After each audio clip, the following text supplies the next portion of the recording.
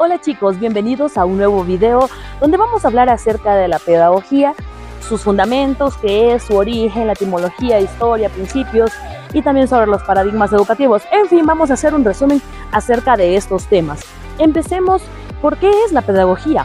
Pues bien, esta se encarga del estudio de los métodos de enseñanza, o sea, de los mecanismos de instrucción con que una sociedad intenta formar ciudadanos en base a un objetivo planteado desde que son pequeños. La palabra pedagogía proviene de los vocablos griegos como paidón, que significa hijo o niño, y agogos, que viene a ser conductor o guía. La pedagogía se origina en el momento en el que el proceso de la transmisión de saberes u oficios, es decir, la educación misma, cobra la relevancia suficiente en la sociedad antigua como para convertirse en objeto de reflexiones. De hecho, los primeros métodos de enseñanza fueron pensados y diseñados objetivamente y surgieron en el Antiguo Oriente. En el Imperio Romano también se propuso uno de los primeros y más conocidos regímenes pedagógicos de Occidente. Estos eran conocidos como el trivium y el quadrivium. El objeto de estudio de la pedagogía es la educación misma. Por un lado, su interés es comprender los procesos de cara a la formación a las nuevas generaciones. Por otro lado, observa cómo pueden evaluarse, modificarse y mejorarse las dinámicas propias del proceso. La pedagogía no se centra solo en los niños, sino en las personas independientemente de la etapa de la vida en la que éstas se encuentren. Sí es necesario que los educadores y los estudiantes se retroalimenten mutuamente de manera constante, y por ello existen diferentes tipos de pedagogía, como la pedagogía descriptiva, que esta se centra en realizar teorías para describir cómo se lleva a cabo la enseñanza en el mundo real. Ya luego también tenemos la pedagogía normativa. Establece un debate filosófico y de carácter teórico acerca de cómo debe ser la educación y los objetivos que debe perseguir. Luego la pedagogía infantil. La enseñanza durante los primeros años de vida es primordial, es fundamental, y se centra en la educación de los más jóvenes.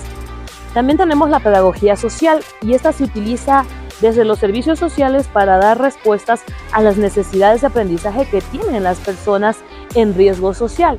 También existe la pedagogía psicológica. Suele desarrollarse e implementarse con más frecuencia en los trastornos de aprendizaje y en la orientación vocacional. También tenemos la pedagogía conceptual, que tiene como principal objetivo las habilidades cognitivas, el conocimiento y los valores en los estudiantes. Su punto principal es que el estudiante comprenda realmente los contenidos que se le están mostrando y los contextualice. Ya también tenemos luego la pedagogía de Waldorf, que su objetivo principal es la educación de una persona en su autonomía y libertad, y tiene en cuenta la capacidad creativa, artística de cada persona, y hay que entender que existe una relación muy estrecha también entre pedagogía y la didáctica. Una no podría existir sin la otra, ya que la didáctica es parte fundamental de la pedagogía. La pedagogía es la ciencia de la educación que tiene por objeto estudiar todo lo referente a este ámbito. Se apoya en la didáctica, pero también en otros conocimientos disciplinares como la filosofía, la historia, la sociología, la psicología, entre otras. En cambio, la didáctica está considerada una rama de la pedagogía y estudia una parte específica de la educación.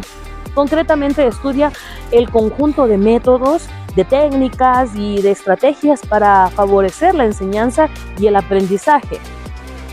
Grecia fue el primero en que comenzó a meditar sobre la educación. La palabra pedagogía surgió allí.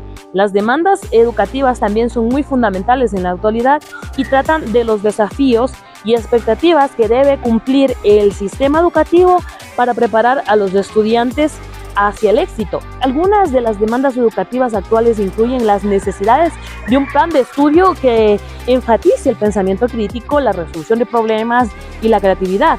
También la colaboración no podemos dejar de lado, así como la integración de la tecnología en la enseñanza y el aprendizaje.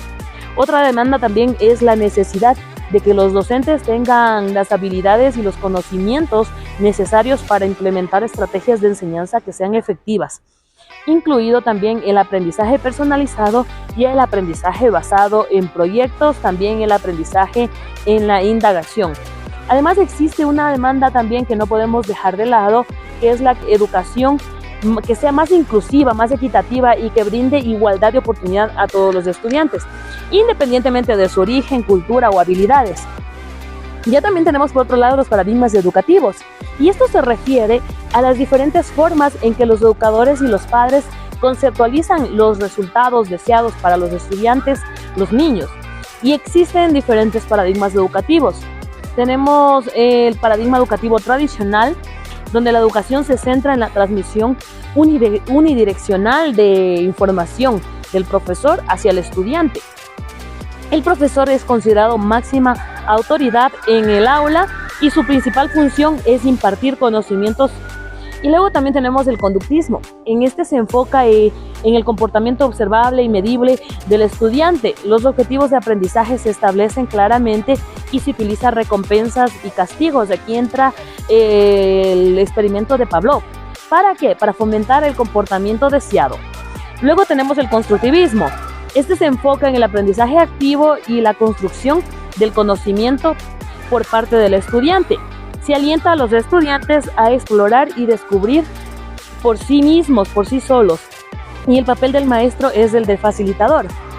Luego tenemos el humanismo, que este se centra en el desarrollo personal y emocional del estudiante. Se valora la creatividad, la autoexpresión, la autoexploración, y el maestro actúa como un mentor o guía.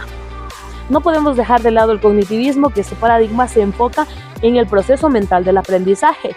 Se estudian los procesos de pensamiento y se utilizan estrategias de enseñanza que fomenten la retención y la comprensión. Cada uno de estos paradigmas tiene una perspectiva diferente sobre el propósito de la educación, lo que significa aprender y cuáles son los roles de los maestros y los estudiantes en el proceso de aprendizaje. Es importante tener en cuenta que los paradigmas educativos están en constante evolución para poder adaptarse a las necesidades y exigencias educativas de nuestros tiempos, como la necesidad de desarrollar habilidades para resolver los problemas, también la importancia de la educación, en fin. Espero que les haya gustado este videito y nos veremos en una próxima ocasión. Chao, chao.